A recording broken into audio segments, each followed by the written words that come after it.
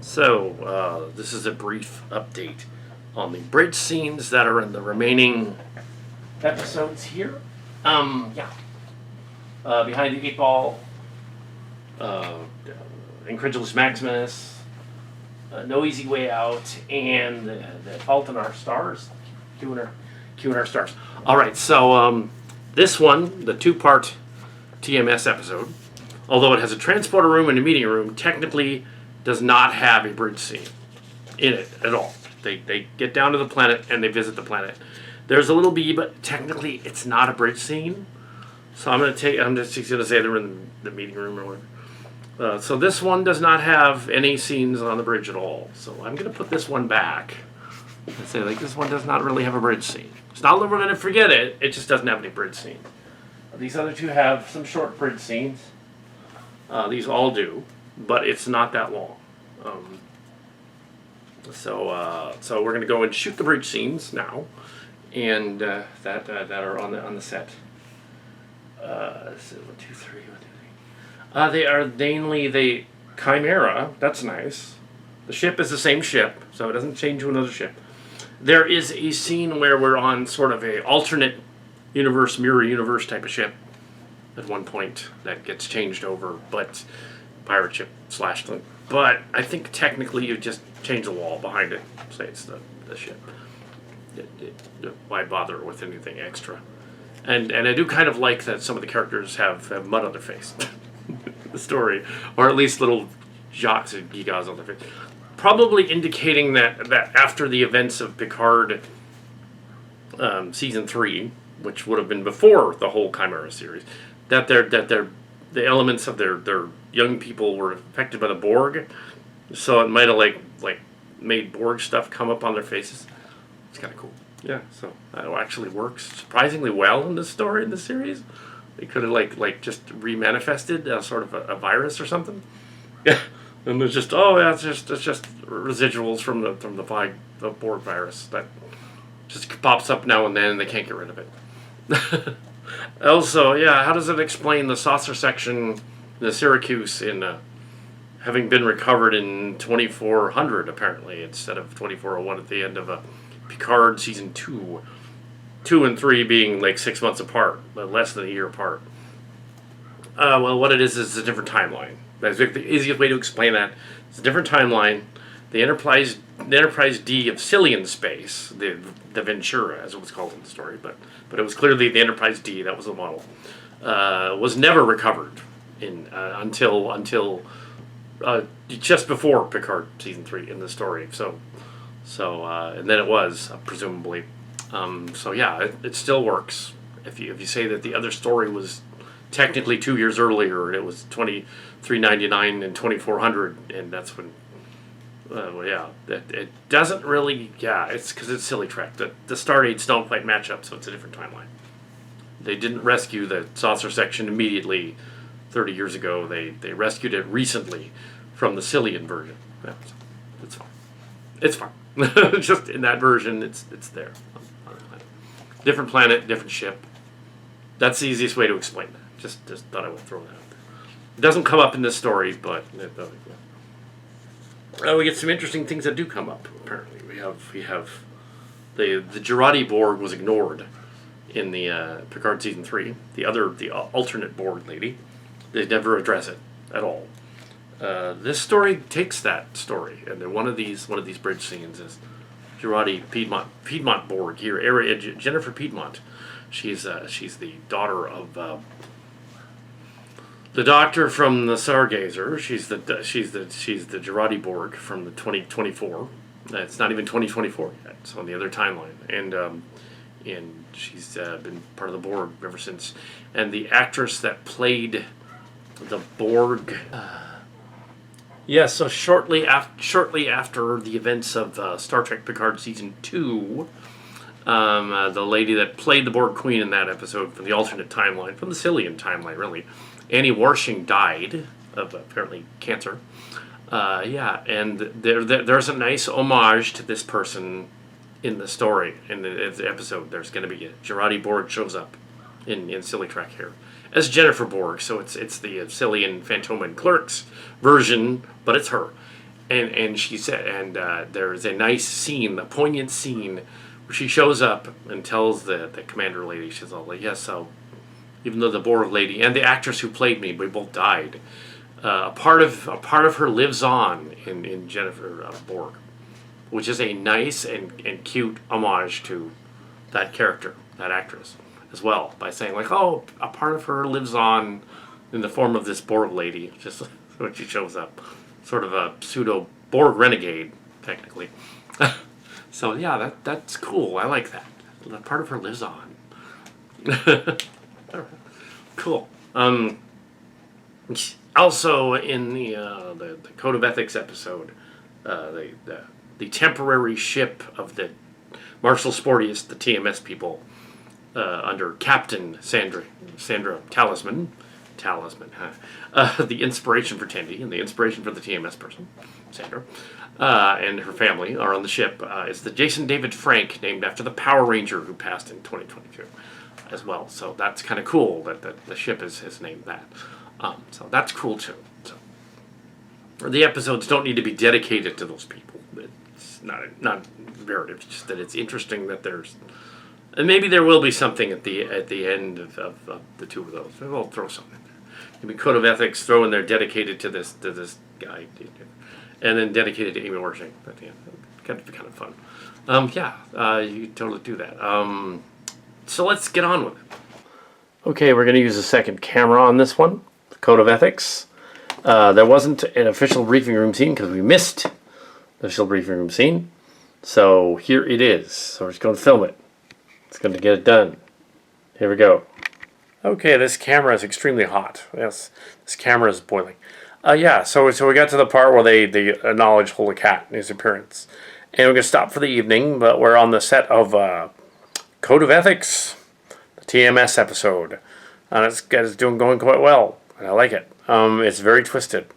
So they do address the elephant in the room when Holy Cat shows up. That he's been with several of the other characters. So are they the other facsimiles from Flowdie and they're on Far Out?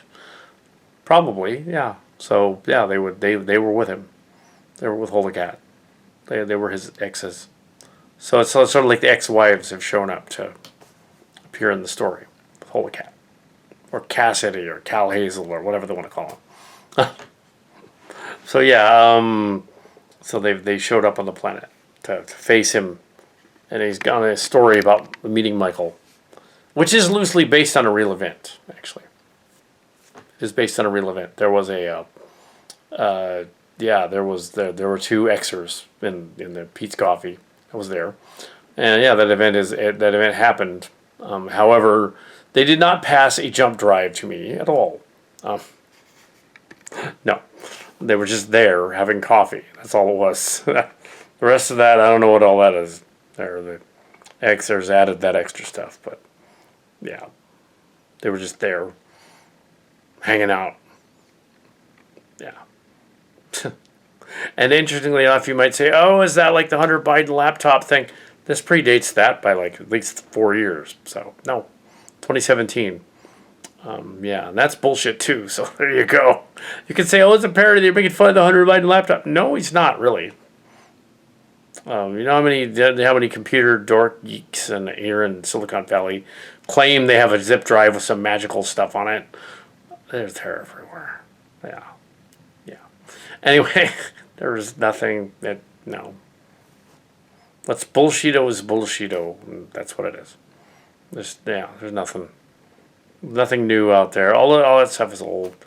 But this is an interesting twist on it because you're on a weird planet called Far Out, where they're messing with their minds and making them relive events from their blog in a similar way to the other blog stories from the Fallen Ones planet and the station, the Q, and a bunch of other stories that we've done before. Another reason why this cannot be written again is because it is a retelling of the last 2 or 3 stories of the saga of Jules and Mikey, which is the end of the saga of TMS and the Martial Sportiests and all that in the TMS stories, and after the trial and all that. This is just after that, like about a year later, up to the end in 2020. So really, there isn't any reason to go back there and do that again because it's already been told. The 2020, I think it ended in 2019, 2018. That's not in the story, but there's like elements of it mentioned in the other stories, and they're kind of in here. So yeah, we don't need to do that again. There's no reason to go back and do that again. And so yeah, it's not going to be written down again in the storybook because it's already there.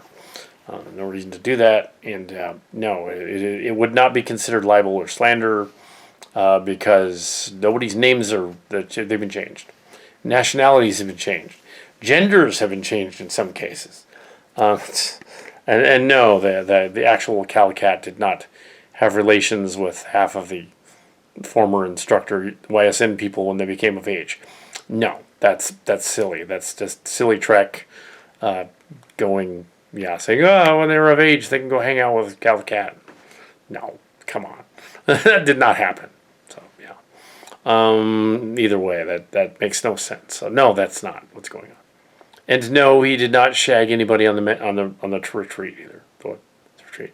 Or on the Just Discovery weekend. No, he didn't do anything like that. There was no, that story was made up completely. Yeah. Nothing to that, I don't think. I think I would remember something like that. But no. But there was some hanky-panky, but I was not involved. There was some tent sneaking, but I was not involved. Including at the black belt testing. That's for black belt. There was a hanky-panky in there, too. Two of the other students were shagging. Which was funny because they got poison oak in some weird places. And then at the testing, they still had it. The testing, and they were like, oh, I don't know how we got the poison oak. It was just sat in it. Yeah, that's it. Yeah. Ew, considering they didn't listen to the instructions before they went out there into the creek over there. And I even said, okay, there's poison oak over there. Poison ivy. Yeah, poison ivy. And yeah, you don't want that on you. So don't go over there. They did. They went over there. Yeah, it's going to suck. And they wondered why I didn't get any of it. It was just funny. And I was like, well, I didn't get any of it because I one of those few people, 30% of people that actually does not have a reaction to poison ivy. Didn't do anything to me. But I don't know why. It just doesn't. Anyway, so yeah, that's the story for tonight. Okay, this is going to be Sunday the 15th in October. And we are on the set of Code of Ethics 1 and 2. The TMS episode, JSU episode spoof story. And these are the characters having beamed down to a mock-up of the smashed together the academies, Milpitas and San Jose and Fremont. Smashed together. So I'm going to do this. So I guess since it actually isn't that late, it's only 8, that a little after 8, that we decided to do a little more filming. So this becomes gravitationally weird. Just because we're at 33, and 33 is very close to the 40s. So I don't know how much of this will get done, but this is a dialogue between 2 of our main characters and some of the others. I don't know if Holy Cat's in it anymore, but yeah, he disappeared.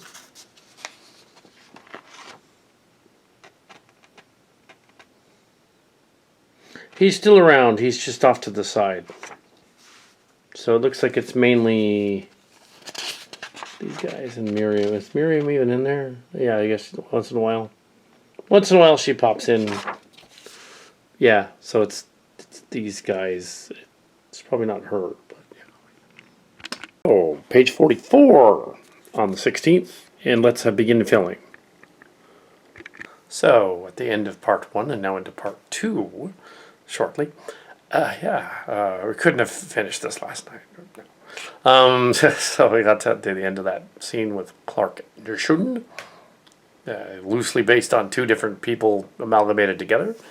The main consternation on Bullshido about the infamous COL cult was, back in the day, was that their former vice president, we'll call him AG, for his initials, was what had created that site and cult member, two different aggregate sites, and that he was posting defamatory and naughty things about Grandmaster.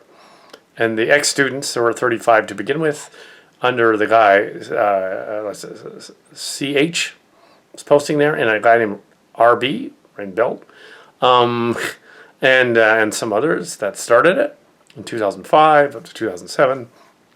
And so the main story that has been mentioned on the Kitty Key site and other sites, and the Kitfillet site and other sites afterward, and Cult Slayers and all that other stuff. The idea was, this is loosely based on that story, all right. So there was even a Jane Piedmont one where she put up a phony court trial story, where they put them on the people on trial and asked them, did AG ever say this to the Grandmaster? And the AG says, no, I was never posting there, because he wouldn't perjure himself in court. That was a guess at that time when she wrote that. Also, the later Cillian realms of stories also went there, and explored that as an actual court case, where they actually the Cillians arrest the Grandmaster and her luminaries and put them on trial. We couldn't do that here, so it was condensed into a expose of the trial itself, the big reveal. All of the Xers were waiting around, and by then hundreds of them showed up for the big reveal. What was the settlement? The settlement in the AG trial in 2008 or so. It was a long time ago, 2008. So what was the settlement going to be? The settlement was a letdown. It was an anticlimax. They basically said, "Oh, we do just have nothing," and it went out of court, and it didn't happen and stuff. And had AG been posting, which he wasn't, he would have gone into it. He would have been like, "Oh, here's what happened." And I'll just go, here's what happened.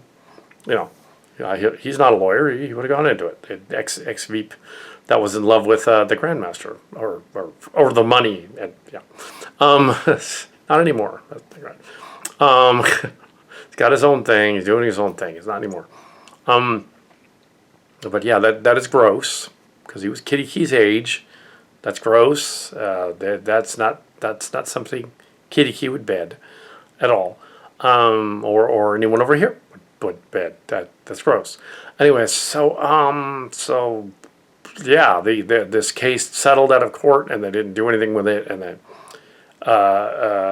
the character called Claire, and the character called Ryan, and the character called Shadow, they found out what happened, but they didn't want to reveal it until the NDA was over. There was an NDA on it, and it turns out there wasn't really one, but they thought there was, because Chica Petita, she looked into it, she found out there wasn't one, but she didn't find this out until 2012, and they basically established that this court case, the drama that was going on. There were documents posted of a court hearing. It wasn't really a trial; it was a hearing. A couple of lawyers, one from COL and one from the accused and the defendant. and basically in those documents, that's what this Clark person says in the story. Just to boil it down to a few pages, boil down a long thing down to a dissemination of this is what the final witness said in that case. So it's kind of fun that we get to reenact that final witness. So yeah, he never posted. And Cult Member, which was another website, was his ex-wife, ex-friend, girlfriend / whatever. It was never him. So he was never posting. It was the girl. She was mad. Health had no fury like a woman scorned. And she was mad. She went on the other thing. She also had the Young Saw Nation people, which is a little shady. Do other stuff. Frog and Scorpion thing was what we were calling it, but I don't think that's what it was, actually. I think this version is silly. It's a Cillian version. That'd be kind of cool if they called it that, like the Frog and the Scorpion story. I don't think that's what they called it. I wouldn't know, but I doubt it. That's a little too silly and on the nose. Also, the other version, it's probably closer, Operation Komodo Dragon, which is also silly. It's probably what it was called, actually, because, yeah, haters be hating, and players be playing. So anyway, so yeah, but yeah, it was basically two of the leftover people doing the thing. Basically, it was AAC, and KSA and them doing making up a site so they could go after the other Xers. Maybe some of them were Young Saw Nation, and they were like, "Oh, we're gonna go and find the Xers and harass them on the internet." Not realizing those are younger people that probably know the internet better than you, and that's probably a bad idea. And it bit them in the butt every time, just about every time. They even went after random people who were at college that college friends knew stuff, and they were like, "What? Why are they?" They were going to the college papers and stuff in various places. They were sending out divorce summonses and stuff like that, trying to harangue people, even though some people weren't married. They were just friends. It was weird. Yeah, I even got one. I was like, "What? I'm not married. What the hell? COL, come on." Like, why? Yeah, what?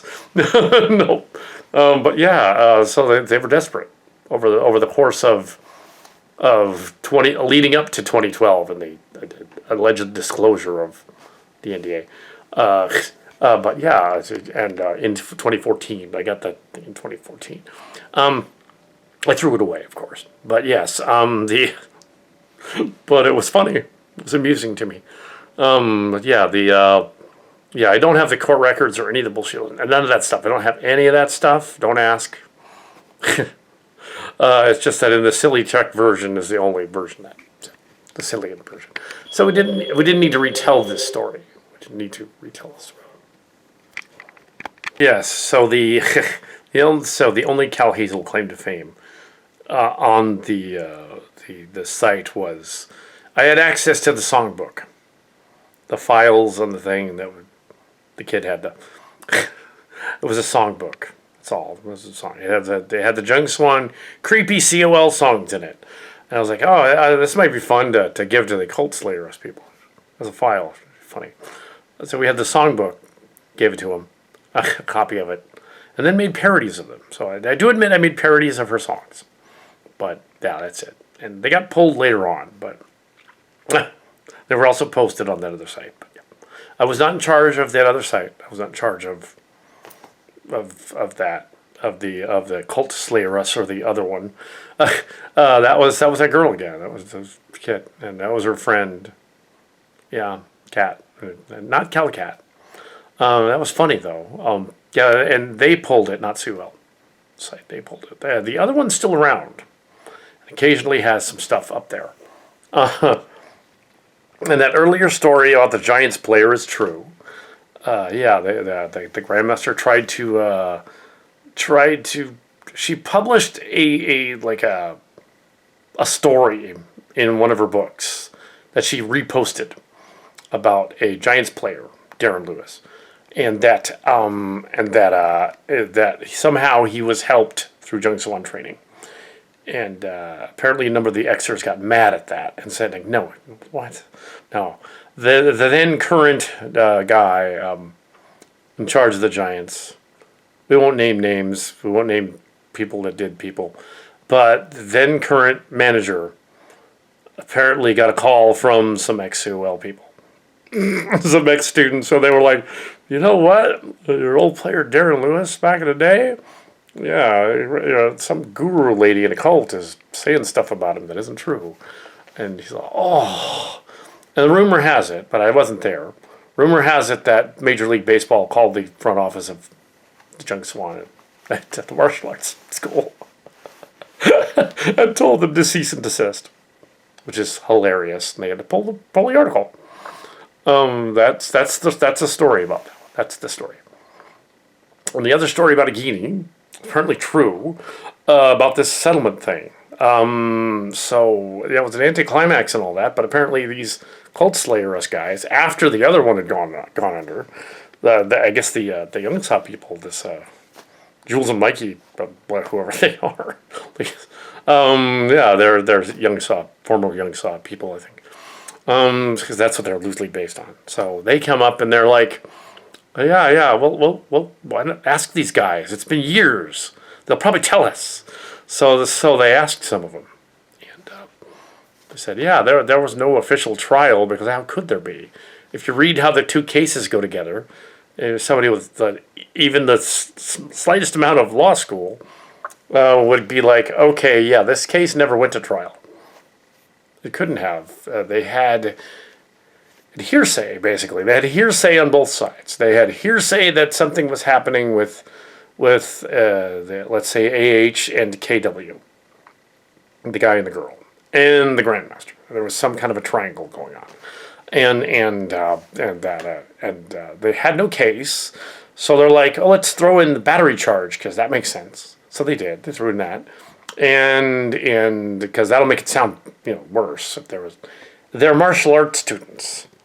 I seriously doubt that would hold up too well because they would have bruises from sparring each other. They wouldn't. Yeah, I wouldn't. Yeah, that's no. They just threw that in there to make it sound scarier.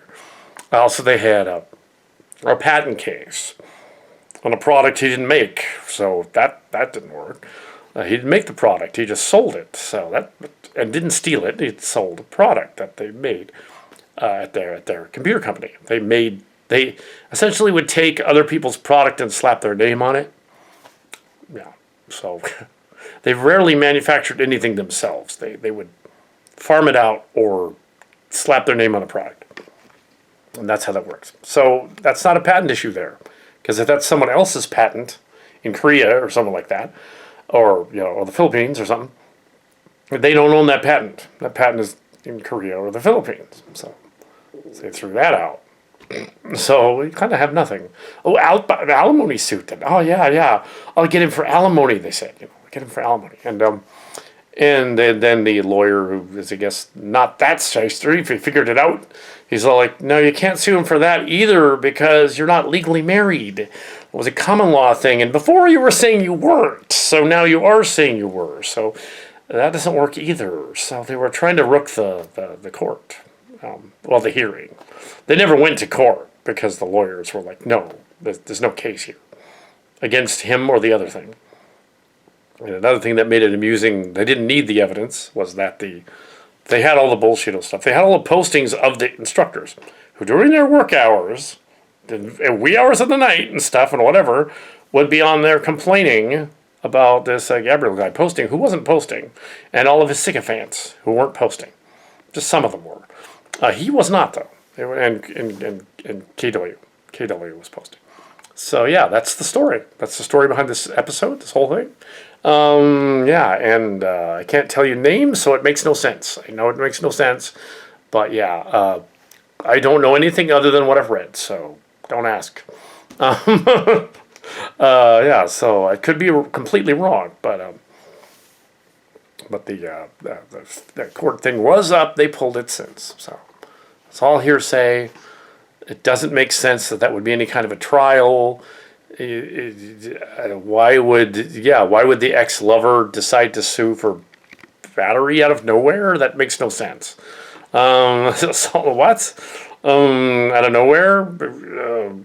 Because the cult leader said so? I guess. And the cult leader, it would have made sense if the cult leader herself sued for that.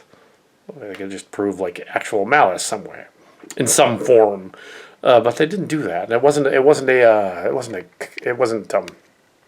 that kind of case. It wasn't defamation.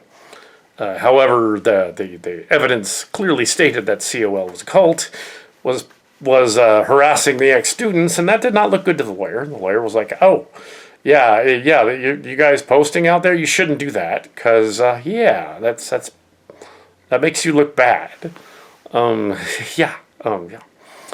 So that's the story. Yeah. In a nutshell, that's the story halfway through this thing. It's a backstory. It's loosely based on something. Very loosely. You could look back at this and go well, okay, this Cal Cat guy has completely gotten half the details wrong. And it's kind of the point of the story, really. There are other details that were wrong too. The affair case and the other stuff were wrong details, and the characters in the story were like, that's off, that's wrong, that's weird.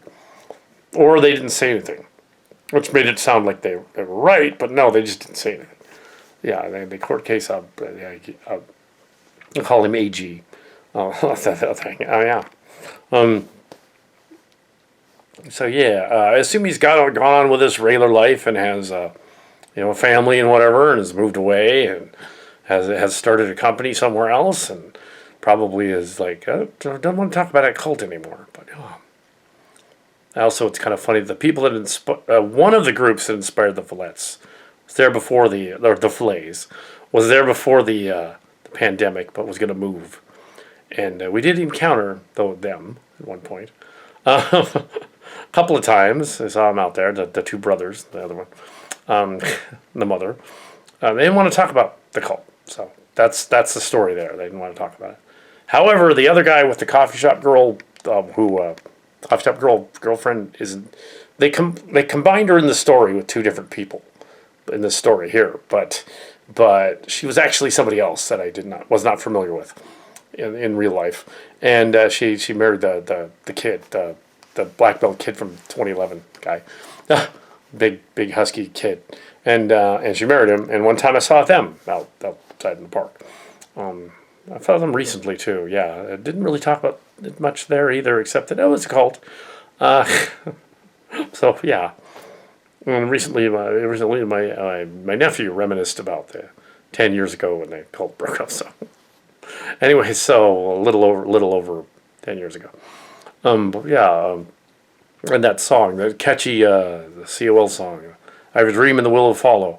All the good songs, by the way, were written by June Smith or Rebecca Parks. She's now a famous person, Rebecca Parks, famous singer. She wrote the songs, the good ones. She wrote the good ones, like that one. And the other lady, I can say her name because she's famous.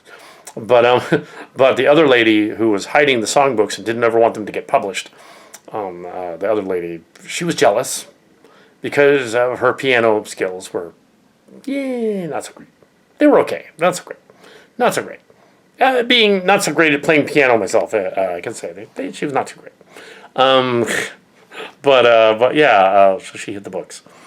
And that story in this story is true as well. The piano playing story is apocryphal and also true, apparently.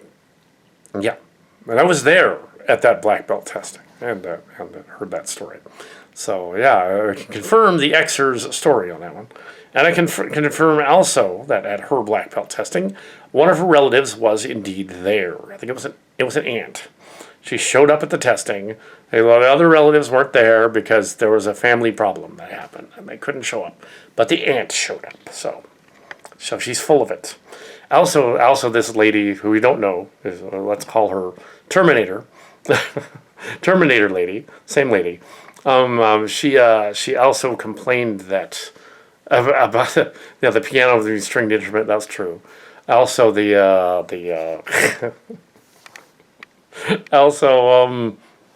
and she didn't know it was a string instrument when you open it up inside the strings and you hit the keys and the strings go.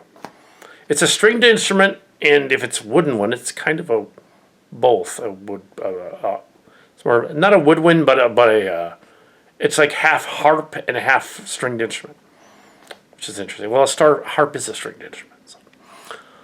So. Yeah, so it's kind of a hybrid. Yeah, but yeah, the aunt was there, and the trophies she broke them. Yeah, she broke them herself. I said, "Oh, somebody else did it." I've encountered people that have said that or about other things. I didn't do it in a fit of rage. No, but yeah, so that's funny. But it's all in good fun. That's not neither here nor there. Yeah, the other stuff. I don't know. I suspect that in the story here, at least, that Shadow Dancer's character knows the story and the backstory and the NDA and all that because he was there, but indirectly because he wasn't actually training anymore.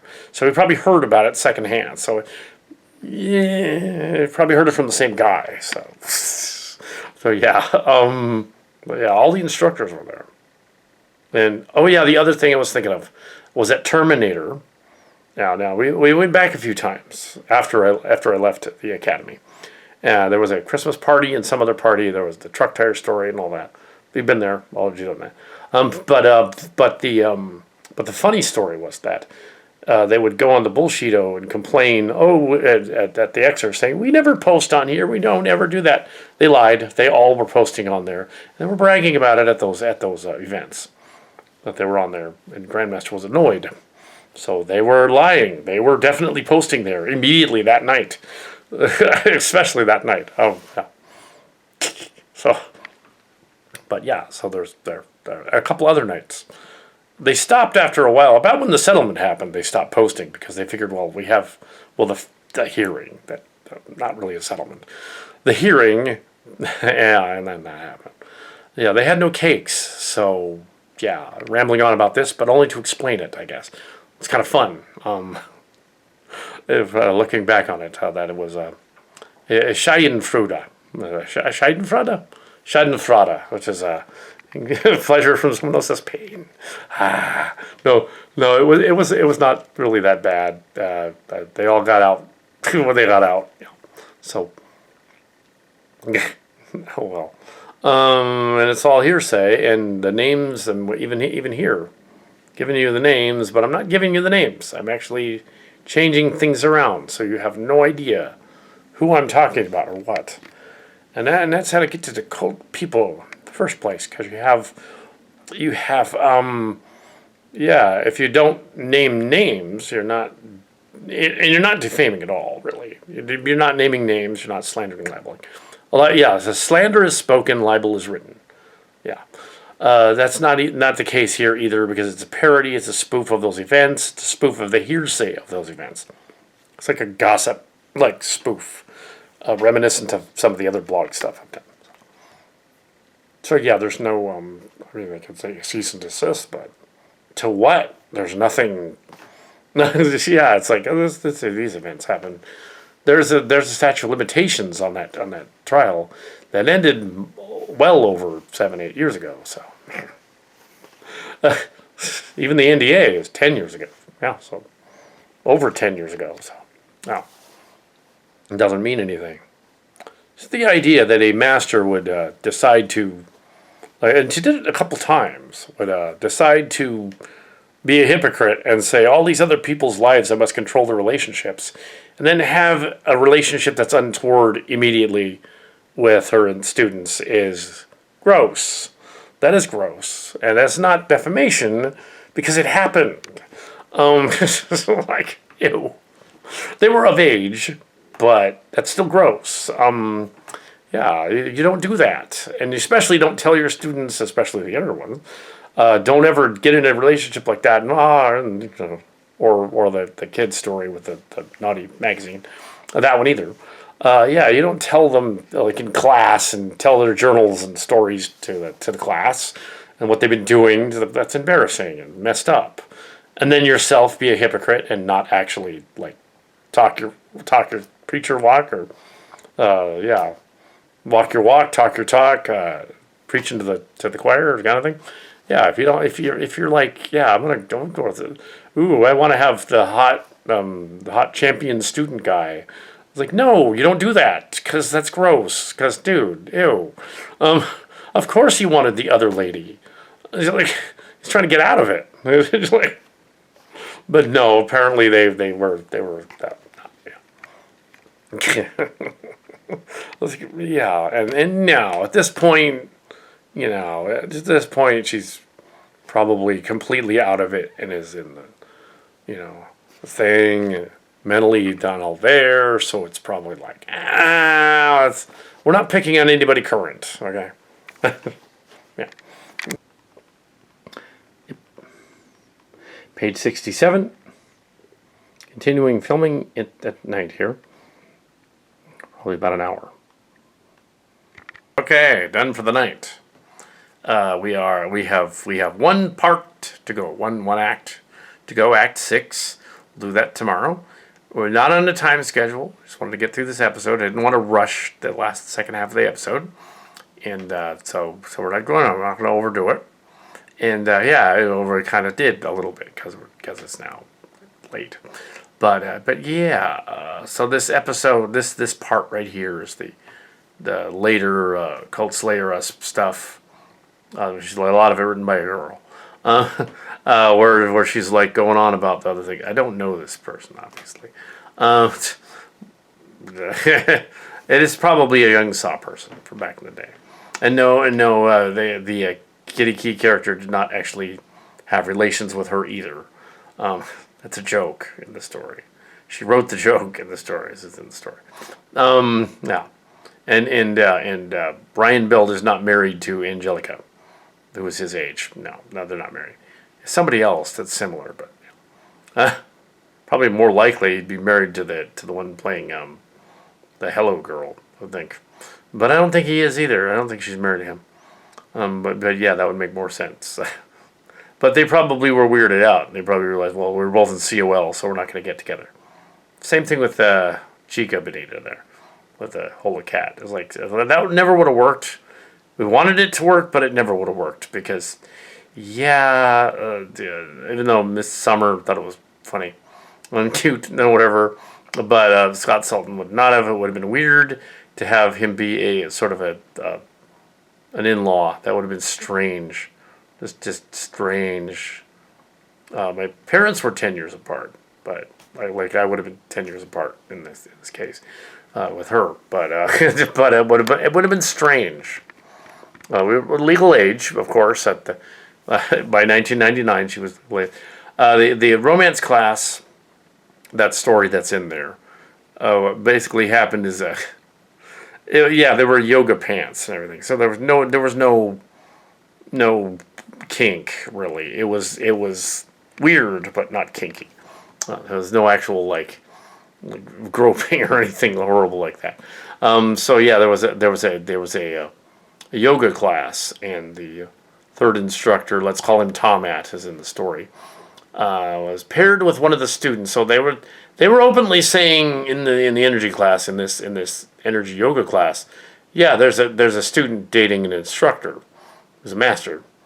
He's dating a student who's a purple belt. It's weird and it shouldn't be happening, but it is. But the guru couldn't say anything because she was also dating a student at the time. 1997, let's say this is one of the red belts who was a contemporary of mine, my red belt testing. Yeah, AG, yeah, the guy that was not posting on Bullshido. Anyway, so we have so there's some connection to the stuff we were doing in here. Because yeah, these Xers are people that I could probably identify, but I'm not going to, because I think it's funny. But no, I'm not going to identify them. But Chica Bonita was like, oh, but yeah, yeah, you probably could identify who the Satin is as well. But yes, we're not going to do that either. But it is funny that clearly this girl that was 10 years younger than me, clearly I was sweet on her for years and went off to college and all that. Nothing happened because other people came along and they happened instead. So yeah, but yeah, and then they didn't. Yeah. Around the same time as the romance class, there was the guru. She said, I met a girl, and it wasn't her, so she was good with that. And the grandmaster, the cult leader, was like, I'm gonna buy your date for you, but I'm gonna pay for the date. I said, no, that's a little weird. No, I don't want to do that. No, that's strange. Why would you do that? I think we can afford it. My dad was the ex-mayor. So that didn't happen. But a couple of years later, there was I went on one officially, and there was one, and there was a girl in there too, and then that from there. So whatever. But she eventually left the academy as well. So I did break the no dating rule with someone else, who was of age, of course. Yes. But yes. Yeah, and then there's that. In the story, the scenario, the joke thing is 1999, 2000 would have been Sandra, officially. But that nothing happened there either. There was that weekend where everybody saw each other in the buff. But yeah, nothing happened there either. It was just, Nothing happened there either. But it was scary because there were people that were not in shape that were also in the buff. So I was like, ah. So it wasn't the turn on at all in any way. Just see that. The retreat. But yeah. So yeah. So in the 2000s. So it was legal. So yeah, I attained black belt in 2001, early 2001, 2002, late 2001. And there was a testing. It was online for a while. Also, they mentioned other characters and other things, and I left in 2007 from the thing. So it is connected to the Calcat thing when I was there. That's why it seems so much like I know what's going on, because I was actually there. But yeah, the story that they're talking about at the end of this story, although I probably got half of it wrong, and it's not libel and slander, because it's a spoof. We're sort of spoofing those events. We're saying these events may have not happened this way. The narrator may be unreliable. The story may be off slightly. The mansion is still up for sale in 2023. That kind of thing. But yes, at State, that student that I wrote about it in the journal. I wrote about. So odd because I gave my journals to the guru at the time. So she would have read it. You read about it. I saw this guy at State who was like, yeah, I don't know what the guru is talking about. Nothing happened to me at all. I don't know what she's on about. But all the instructors were nervous and everything, and I did not know the castration story. I did not know that story until a cult member in Bullshido in 2007, 10 years later. So I was like, oh my God, I would have left, immediately if that happened. I would have called the cops. They would have come over and arrested everybody. Because, yeah, that's messed up. But yeah, there was a police building right across the street in that old Milpitas site. So, back in 1997. So. Anyways, yeah, we didn't know this weird stuff was going on. Part-time COL did not know. There were other people that were part-time COL as well. They didn't know. They didn't know what was going on. I mean, we were privy to some of it. We were privy to the berating of the kid for having the porno magazine that Mr. Mr. Instructor gave to him. What did you think he was going to do with it? He's going to read it. There was also the garden claw incident. They left out there and blamed it on the kids, of course. They were just dumb and they left a garden claw out. I was there right after that happened. I know what happened. I investigated it. I was like, no, you guys just left this thing out here. Punctured tire story that many years later in 2008 that was proven to be that the two of these goofball instructor guys got the wrong car. They were trying to go after AG and they're going after me. They didn't realize it. And I said, that was my truck. And they're like, oh shit. They didn't pay me for the tire incidentally. But yes, yeah, it wasn't, they thought I was kidding, I think. Anyway, so yeah, the cult stuff you didn't know about. You weren't aware as a junior. You weren't in it. Now I get that the ones that were in it would know more, of course. Ryan Build and Claire Har from the Bullshido would know all about it because they were right there. They were in it. They were in the houses. They grew up there. Chica Bonita as well, Shadow Dancer, or Ace and all those. But yeah, so the other. So they've amalgamated characters together in this story to make them not the originals. There's no way CL can tell who all these people are. They can probably tell who Chica and Ryan are, but that's about it. Shadow Dancer is. That's about it. Claire Horde does not show up in the story. That would be Evan or Claire or Jacob. That's his real name, Jacob. That happens to be his name. He's not going to show up. He's not the kid with the magazine. It's not the kid. The kid with the magazine was somebody else. And Brandon. And he's Brandon Tellin now. He's a YouTube blogger. Which is funny. It's hilarious. He's up in Canada now. He's cool. Yeah, he's same dude. It may not be the same dude, but it certainly does look and act like him. So yeah, he's up in Canada. As for the Michael brother, the late twins or whatever, it's an amalgamation of three different people. As for As for the other story about the Star Wars girl, that was a true story. Similar to Lighthouse Girl, but it didn't go anywhere. That one was a. And had I known that at the time and been all snarky, and I wasn't gonna do this, but had I known at the time that the instructor that went to me and said, "Oh, you're a bit too flirty with what's her face," and then went on about that and lectured me and everything as a new black belt, I would have been like, "What about you and what's her face and doing the same thing?" No, that would have gotten me kicked out. But yeah, but yeah, I wasn't in COL. I was only in part time, so I didn't know. Had I known, I knew later, of course. Then everything made sense. Like, half of them were dating the other ones and going back and forth. And the only one that was official that everyone kind of knew about was what that didn't end up well was Claire Haar, Jacob's mom, and Mr. M.A., the tall guy. They didn't go over too well. That didn't work. And yeah, he was not nice to her. It was mean. But yeah, I didn't like that guy.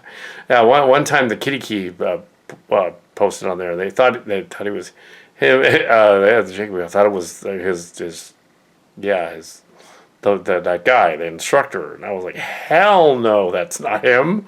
Like, it's like, no, just because he said he didn't like sparring or something. A different guy, a different younger guy than that guy. Oh no, I did not. I was not with his mom. And no, that would be a little weird. As for the other lady from the retreat, well, oh my, you'll just have to guess whether anything might have happened. No, there was no illegitimate kid on the retreat. Come on. That was also an amalgamation of 3 different people. So yeah, that didn't happen. Wasn't me, I don't think. And then as I looked to the other coffee shop, there's 2 coffee shop girls. There's one that was the one with the manager, and the one that wrote the coffee shop girl article of Medford and Lighthouse. That one, she was the one related to the manager kid, the young guy younger guy, and they went out, and there was another one that was a different one, and so there's 2 running around in the story. That's confusing. Yeah, and the basis for Jody is somebody that worked in a local grocery store around here, and she was an ex-Young Swan student, and that is who she's based on, with permission. With permission. The blogs are probably hers, and but I don't think she's there anymore, so you won't find her. See, well, don't ask me because I won't tell. But yeah, yeah. So they disbanded during the pandemic. The pandemic happened. Pandemic is mentioned in the story. I don't think we get it flagged by YouTube because it actually is a pandemic, and we're not saying anything about vaccines or anything. We're just talking about the pandemic happened. It happened. It's a thing. The school closed down because of the thing, and they had to do that. That was another case where the Xers actually succeeded. But as they pointed out in the story, it wasn't that they succeeded because the blogs made them stop. It's that they succeeded because they were going to get in trouble with the state government if they stayed open during a pandemic. So that's what closed them down. So, but the Xers can take some credit for telling them, at least ironically warning them about, don't do this. This is stupid. Closed down during the pandemic. But yeah, that's interesting. So yeah, this far in, yeah. So a lot of those stories are kind of true and kind of not, and kind of embellished. And yeah, there was other stuff. There was later stuff of that one girl that was based on Chica Benita loosely. There was that she continued at the college that I went to, and took another class later on in the mid 2000s during the Bullshido stuff. And she didn't want to talk about the Bullshido stuff because it was a secret. And I said, okay, we won't talk about that in the class. Yeah. She was a little affronted that she thought I might know. Then the other lady from the COL was there. I didn't want to say anything to her either. She's like, "Oh, that's okay. I don't lighthouse." Okay. If you don't want to mention it, then just leave it at that. So yeah, nothing weird happened. There was no exchange of anything, materials or anything. I'd be silly. That was back in the day. It was a cult. Or as Dan said, an effing cult. But yeah, the F word. But yes, it was, and the other. Oh yeah, the other coffee shop girl was the one that worked at the mall, and that was the younger one. That was the one that was the other COL kid from the classic original OG Young Sun Nation. Patrick, Ryan Bell's friend and Chica's friend, one of the friends, one of them, a little older than the other two who worked at the store and then the other place, and she was I also would go to that coffee shop. That was one of the coffee shops in a mall. I'm not gonna say which mall. Another coffee shop in the mall, and what the COL people are remembering or misremembering is the incident that happened. Well, first of all, what happened is I had a dream, and I was on the posting now and then, because at first I thought they were posting about me, but they weren't. They were posting about the other guy with my first name, and so there was like several of the kitty keys, 4 of them, roughly 4 or 5. On there between 2010 and 2011. But I had a dream, a visionary dream. Ooh. And there was a Rebecca Parks concert. She was a former Chinese film person, so COL person. I had to go to the concert because that's awesome. So I went to the concert at this other coffee shop. There were some extras there. It was kind of fun. It was a lot. It was fun discussing the guru, the cult, with Bemused is her name, Bemused on Bullshido, and she's not in this story, which is weird. You'd think I would have. They didn't include her in this episode. She's in the TMS stories. She's in the TMS stories on the other version of it. She's like a Q-like being on that one because she was actually one of the consultants on the Cillian Realms TMS stories. Naturally, she's mentioned, as was Ryan and Shadow Dancer. So that's why they're mentioned all the time. They're consultants. So here we have, so this dream was like, oh, we got to go to the coffee shop. And in the dream, I was yelled at by this one dude who was kind of bi, who was there. And there was I was yelled at by the girl, the blonde coffee shop girl, who was the daughter of the lady from the retreat, but it's not my kid. Okay, it's not my kid. Trust me, it's not my kid. That lady and that daughter and mother were in the dream. So this weird dream story, and I mentioned it in the kitty key thing. I mentioned it, and that's where they got the whole thing from. That's they read about the dream that was posted, and they thought, oh, that proves the rumor thing. Oh, he was the illegitimate father of the kid. It's like, no, that isn't what the dream was about. You guys got it wrong. No, that in the dream they were mad about the. Of course they got it wrong. They're COL. They're obsessed with themselves. What it was they were mad that I didn't warn them about COL being a cult in the dream. I remember the dream, and it's like I didn't. Well, that's all it was. I didn't warn them about COL. And Rebecca bemused. It's all like. Oh, don't worry about dreams. That was weird anyway. Grandmaster didn't know what she was talking about. I was like, yeah, that is funny though. Maybe you should go to that coffee shop, and you should go up to her and because she knew who it was. Go up to her and ask her about COL and see what happens. Yeah, and change the outcome of the dream. There's not the reality. So I did, and nothing happened. It was all fine. It's all good. I did, and it's all good, and it's all fine. So yeah. Although it was funny that, I think I'm running out of tape. One of the coffee shop baristas did think that I was father, which was funny. But no. Yeah, so we're going to go on with the final act of this episode. And yeah, keep in mind that any of the behind-the-scenes stuff like this is does not hold up to too much scrutiny, and that it is a story, and yeah, much of it is disproven. So, and much of it is fiction. Anyway, so yeah. Anyway, here we go. So, making of this story, as we get toward the end of, well, I guess what amounts to get to the beginning of page 81, we come to Slayer reappearing.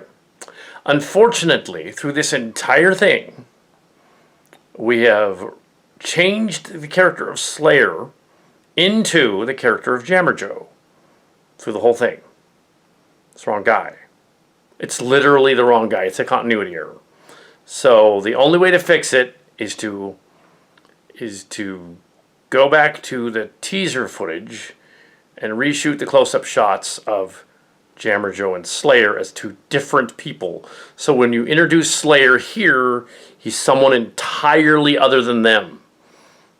So it's just, this guy is entirely other than them.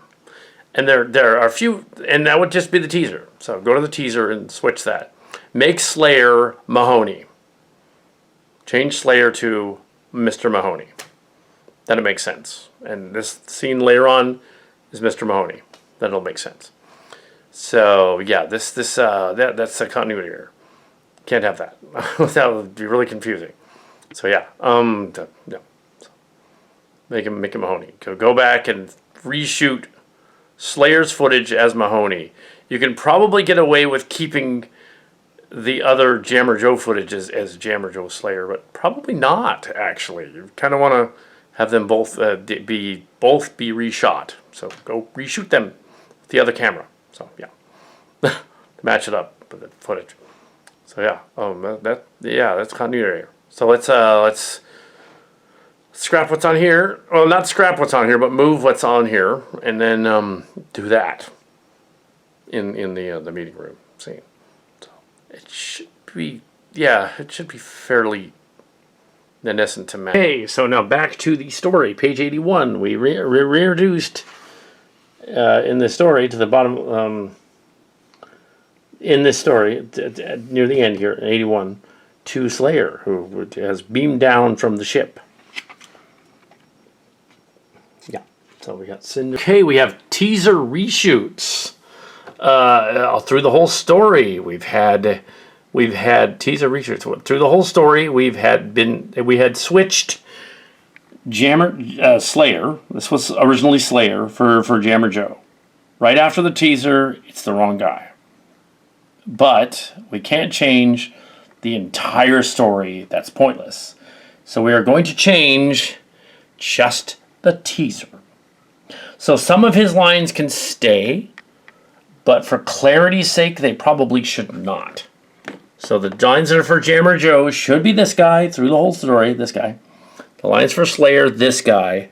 That way when we reintroduce Slayer, who shows up at the very end of the story, having watched the ship, it's correct. It is not correct. Now it will be. So here we go. Yeah. Okay, this is the proper Slayer. And because it's Mahoney, he's sort of going to be trying to do an American accent. Yeah, we don't want to make him sound exactly like the real guy is the thing. We don't want to make him sound like the actual ex-manager kid. Because then, if they ever happen to come by this, we'll immediately know who that is. And they'll be like, oh, and they'll probably call him and piss him off. So we're not doing that. So this is a different Slayer. So let's do this. Okay, we are going on with the remainder of the last 2 pages. Looks like the last 2.5 pages. And do that. So, okay, the script would be ending here. And it's not satisfying enough. I know that there's the continuation in the Mirror Universe for the next episode. But I'm going to add a little bit to the end of this. Because it isn't an ending. So, yeah. I'm going to add a little bit to the end of this. Make it a little more punchy. Just to mess with it. So, yeah, the founders down here on the planet. We got a Piedmont. So, yeah. Can we continue? Yeah. So, this is a Calicat. The Calicats are all glowy stuff. So that was that was the end of this episode. This was the Code of Ethics 2-part episode, which was originally in the script there was no conclusion to that romance class arc thing in there. There probably is a little bit of one in the next episode in the Mirror Universe, but that'd be an alternate version. But this scene needed to happen that we improvised here because that needed to happen because that's needed to happen for these 20 years. A retelling of that's a sparring test that needed to happen, and it's nice and tasteful. It's not like the Q one with Rumbly where the Cal Hazel guy is like zapping around and all these magical things are happening to them. It's more like, oh, they kissed. Because they're friends, you see, in that universe. I don't really actually the person it's based on though. I have not seen in 15 years, so that wouldn't happen. But in this version of the story, it does. But yeah, it didn't happen 15 years ago either. Yeah, I don't think she'd be interested. But yeah, there was chemistry back in the day at romance class, and there had to be a cameo by Bemused from the stories at the end. So I put a Bemused in there, and yeah, so that's revealed in the story, and then they go back to their ships and have fun and stuff. Yeah, there needed to be a closure to the episode because otherwise it's just that shapeshifters showed up, and one of them was disguised as Kingy briefly. It wasn't her, and the one that was relaying the trial information was also a shapeshifter. It was a test by the shapeshifter aliens, who turned out to be some of Odo's friends, of the good guy, changelings, the planet. Because otherwise they wouldn't have been able to get off the planet. They would have been arrested by the changelings. And also, we don't need to get to see much of the planet. It's mainly a blog story, and it's based on those other ones. So yeah, a fine episode. It took a little longer to make, but that's fine. It's Tuesday. And yeah, I don't know if we'll get to the start of the next one today or not. We'll see. It looks like I got to charge the cameras again. But yeah, there had to be a scene there. The girl and the Cal Hola Cat and Sandra and the other universe. Also because there were dream stories and legends and things, and on the planets of Silly Track, your thoughts create reality. She was one of the Cillians. She was in the series, as was the Star Wars girl that was mentioned, the Jennifer. But she got married that person was different. That person got a black belt in 2005 and was married and went off, left the school and was married. By the time the Bullshido stuff started in 2007, 2005, 2006, she wasn't going there that much. They tried to get her to come back too and go. But it didn't work. In 2011, didn't work. With her husband, yeah, the one that had the father that was a bear, big bear-like guy, big guy, built like Tim, a little bigger than Tim.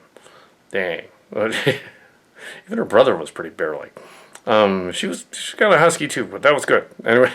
But yeah, so but yeah, of the character this is based on loosely, Chica, not even Spanish, they just call her that.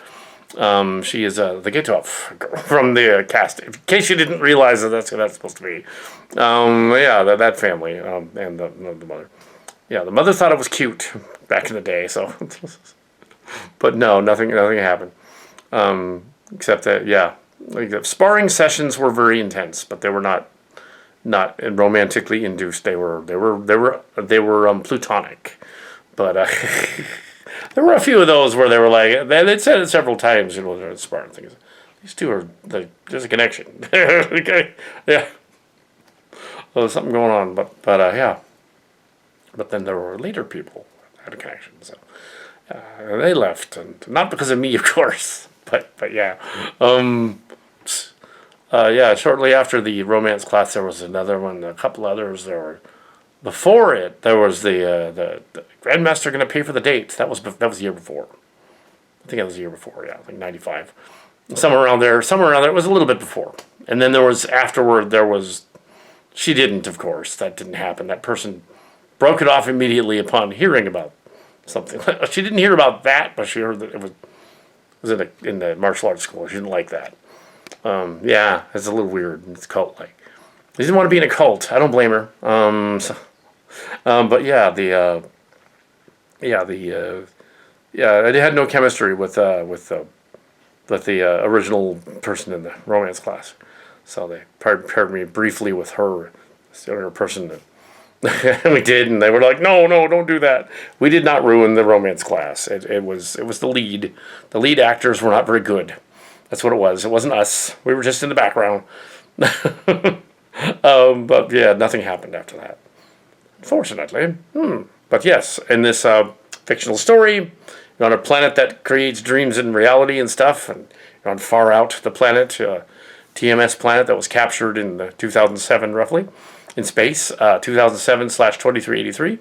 They're still there on the planet, and some other people are there, Baby's is there, and so, yeah, they go to the planet to check it out, and they find out that they're still there, and they interact with them. So some of them were changelings, and some of them weren't. Apparently, clearly the trial guy was a changeling. Yeah, and he changed into a changeling, but then he had no dialogue after that, so not really sure what he... but yeah, the story ends abruptly like that because apparently I didn't put an ending on it. They just leave the changelings.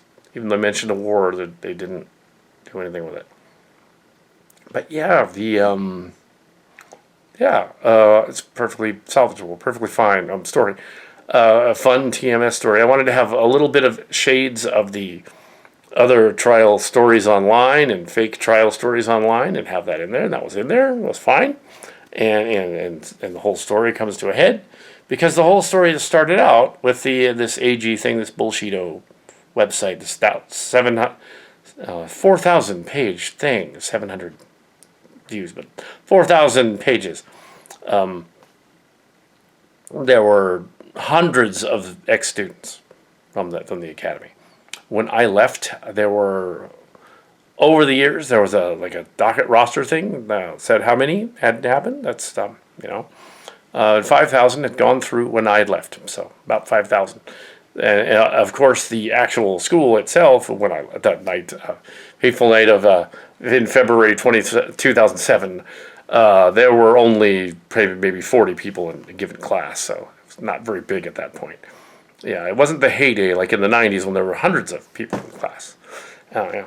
I think our biggest event was a non-event. If you look up the demonstration to Korean unity, which was not mentioned in this story, it was way too far back. It was during the other years of this other girl, Lisa, earlier in the 90s. And allegedly George Bush was coming to San Francisco, the then president. And so there was a Korean demonstration, and the Jung Swan people all got in cars and drove to San Francisco, set up a big banner and everything. It was the summer of '91, I think, and they were gonna demonstrate for the Korean unity, which doesn't make any sense because North Korea wasn't there. So how would that work? South Korea was there. She's South Korean, Seoul in that area, Kim Chung and all. So that didn't make sense. Nor has the internet ever written about this event, which is interesting. It's almost as if it didn't happen. And if it didn't happen, it didn't happen. My guess is that at the end of the event, when some of the people my age, they weren't kids, they were my age. They were like, well, why wasn't the president there? Why weren't the entourage there? Why didn't they show up? What was going on? I mean, this other guy, Korean guy, showed up, but he was a senator or something. But the president didn't show up. So that's probably why it isn't in the news anywhere, because he canceled. He didn't show up. So we're not going to cover this weird Korean demonstration going on over here. It's just San Francisco being weird in 1991. It's like plenty of other demonstrations going on in that park that day. So ours was completely ignored by history. Yes. Yeah. Also, the 1997 student was at State, and he said, yeah, nothing happened to me. That student. It wasn't me, it was some other guy. I gotta say his name, I gotta write it down. Yeah, and the songs were all done by that Rebecca Shearer back then, now Parks. So yeah, the one that I had no chemistry with, certainly. Unless we were writing songs, then there was... No. but only with songs. Yes. Yeah, nothing. Yeah, plutonic entirely. Yeah, the others be jelly. So there was a lot of suggestion and stuff in the story. There's a lot of implications that people had like love childs and stuff like that. There was some of that, but because they had a supposed no dating rule thing, they didn't talk about it. Only in the energy classes. Oh, bad energy or good energy, you cannot date this person. There certainly was that. There certainly was people trying to control their lives like it's a cult, because it was a cult. And yeah, I'm not saying the name of the place, so there's no libel or slander. Because I didn't say the name of the place anywhere on there. Martial Sportiests is what I'm going to call it. So so nice. Also funny that those two action figures are a Troy and a Paris. They would never get together. They were like, no, he's like, that'd be some serious May December stuff going on there. A guy Wesley's age with Marina Sirtis. I don't think that would work. I mean, as soon as he's into that, it would be another Harold and Maude remake. I hope Robbie McGill sees this. He goes like, well, first you set me up with what? Oh, first you set me up with Seska, and then which kind of makes sense because it was Voyager, and then you set me up with Marina Sirtis. What are you doing, man? Ew. I mean, no, she's a lot, but no. Oh, oh shit. But yeah, yeah. So there you go.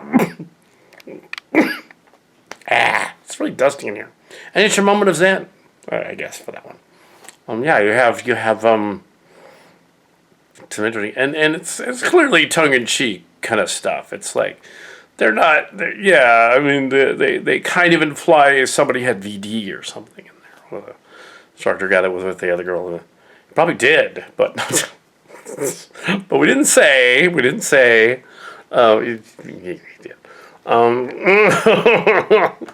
We know what he meant when he that up, when he put that up on a cult member. We know what he meant. Yeah. But I didn't write that. Oh, well, cult member is gone. People downloaded a copy of Cult Member and read it. I do not have a copy of Cult Member, so not posting that. It wasn't nearly as good as the Bullshido one. I think the only piece of Cult Member I have is stuff that they put up on Bullshido later, from a copy of it. But who cares at this point? Yeah, the site officially went under, stopped in 2015, rolled on until 2020, and it was the largest single martial arts school cult blog entry thing on the internet. It's historical. It's in the database. There is a Wikipedia page of the guru.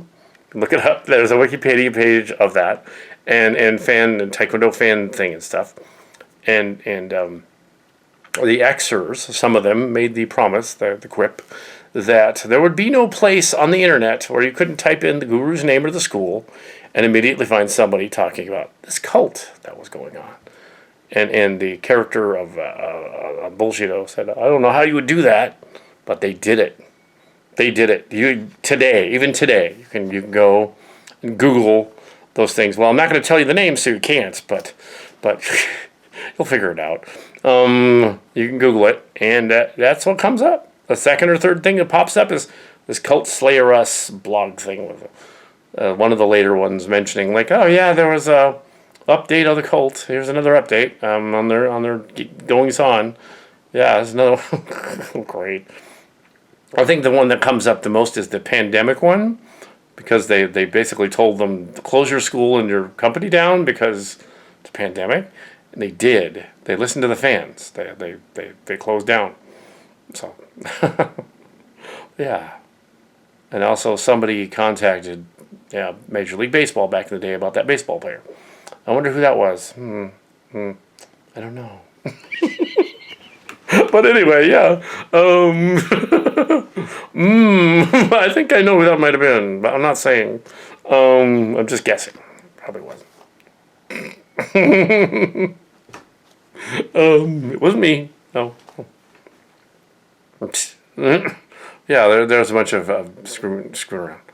Yeah, it's funny. They had the screwing around going around behind the scenes in COL and in the entry classes. And there's other guys like, oh, I didn't really, I never saw you see the episode with the kid. No, they did that like 3 times. It's in the journals. They berated several people like that. Just him. He's just an example. You see, about the porno magazine. One thing they left out of the journals in this version was the character of Jammer Joe in here, who imitated the Grandmaster. She told him to, and then he did such a good job. She didn't appreciate that, which was funny. Also, there's a little bit of an error I'm not going to fix, in which, because it's not important really, the part about the movies and her imagining like the movies are real, about I didn't go into what that was. Apparently I cut that line out. What that line about, there's a movie, Schindler's List, a movie, where, and also some of the Bullshido COL guys were all, you weren't there, you didn't see that. Yeah, I did. She mentioned it in ET class. ET class was also COL class. So as like red belts, brown belts and red belts in the black belt club were in ET class. And so, yeah, I was there when she talked about the movie. She kept bringing it up over and over again. She thought that the red coat girl wearing the red coat that was singled out by the bad guys, the Nazis, was that you should. She got it wrong. She got it backwards. She thought that that somehow you should have a red coat and stand out so that you can not blend in with others. But that's entirely the opposite of what was going on. The bad guys singled her out because they could see her. Not because she... It's entirely the opposite of what happened. Yeah, it wasn't the jacket that did it. It was that she was singled out because of her nationality, because in the story they were bigots in the story. Yeah. So, anyway, yeah. That makes sense. But yeah, she also didn't know what baby boomer was. And Strawberry Fields, that was another ex-student thing, the Strawberry Fields story. That wasn't in there either. There was another funny story where the Orchard Parkway, it's an apple orchard. Everybody who knows Orchard Parkway knows it's an apple orchard. That's what it was. It was apples. They grew apples over there. Lots of apples going all the way to Alviso. Back in the day. The apple orchard. Orchard Parkway. The guru seemed to think that this is one of the schools was San Jose one. The guru seemed to think that they grew strawberries there because the Beatles song, Strawberry Fields Forever. That's in England. She didn't get that. That's in England. That's not in America. It's a different place, different story. Strawberry Fields Forever. Yeah. Different thing, and it was a metaphor in the Beatles song. It's a metaphor. There might have been a place like that, but it's a metaphor. Shouldn't get Lord of the Rings either. No. But yeah, yeah. There was no illegitimate kids that I know of anyway. Oh my, no, there weren't. That would be a little awkward and weird. Yeah. So, yeah, the romance class was in a period where the young saw kids and the young saw college age ones were hanging out together, but it didn't mean anything and nothing happened. So in 1996, yeah, the girl would have been like 16, but Calicat would have been 26. But there was nothing going on, so it was just a class with spandex pants, and nobody touched anybody. Nothing like that. So I don't think anybody did that. Nobody did that. Unless they were sparring. But yes. So yeah. So that's what that was about. That was about that. She's 10 years younger than me. So. She would be 42, almost 43, according to Starfleet record at this point. So I think, but no, I think she probably married at this point. I wonder if I don't think she would be flattered at the scene, although it's played for laughs, and he's a clone. He's his clone brother on the planet. So, and she's a clone too. So I think it's okay because they're fictional versions of the characters. They're not actually them. They're fictional versions. Yeah.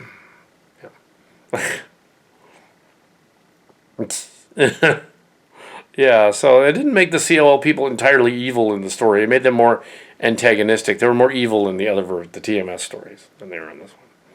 They're more antagonistic. Unless you get to the Mirror Universe episode, which is next, in which they aren't. Yeah. So I don't know if we're getting to that today, but we've done this now.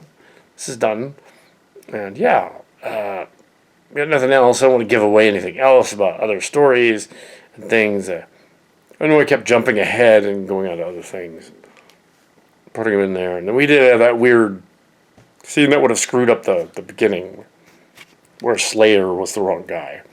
But we were able to reshoot those footage, those two characters, and fix that, so that he wasn't the wrong guy. Yeah, because the other guy shouldn't have shown up there. Chimera's the other guy. But yeah, and even if it's still a little funky later on, it's probably fine because it's the golden guy is the golden guy. The blue guy's the blue, yellow guy is the yellow guy. Yeah, similar looking. Yeah. Yeah, and we deliberately didn't. We deliberately made him sound like Mahoney and Crass. That Mahoney and Crass are on the mission with him. So that's what's going on. They joined the mission. So they're there in the episode as these other two people. The implication being that the actors playing Mahoney and Crass are two ex-COL people who are, and there's other ones as well that are playing in the story, which is cool. Yeah, including the Jodie character, who's also supposed to be one of them. Yeah, so they're all part of that cast, and the second generation of Youngsa, which is kind of like a kids club thing. Yeah, and conglomerate thing. Yeah. Let's see. The character that inspires the Talisman Girl would have been 18 in 1999, and then the other one, the inspiration for Ryan, would have been 18 in 2001, roughly. Anyway, so yeah, around the time of the Macarena incident in 2000. That was when the COL people tried to do an impromptu Macarena dance in 2000 in the mall. That was funny. That wasn't mentioned here because that really was humiliating to them, and they weren't trying to take over anything. They were just, yeah. So that one was not mentioned in there because yeah, they tried to do an impromptu Macarena and nobody wanted to. And young Ryan Bell, let's call him, immediately embarrassed, red face, goes, "Oh God!" And he walks out. I walked out there with him, and he thought that I was gonna he thought that I was gonna like lecture him about I shouldn't leave the party, and I was like, "No, I'm embarrassed too." It's stupid. That was pretty funny. Yeah, that was dumb, especially the fact that there was a rapper there that day. But no, it was not relevant to this story. It wouldn't have fit because the theme is different. The theme is different. It's about something else. It's about them actually not succeeding. We wanted to riff on them succeeding, not on them not succeeding. It's not as funny. Yeah, if they actually fail, then it's on them that they failed. Right? Yeah. So we did not close down the school. They did that. The extras did that. I was not. No, that's not possible. No, kidding. One or two people. Oh, how would that even work? It would be amazing, but no. There were dozens of them, hundreds of them on there.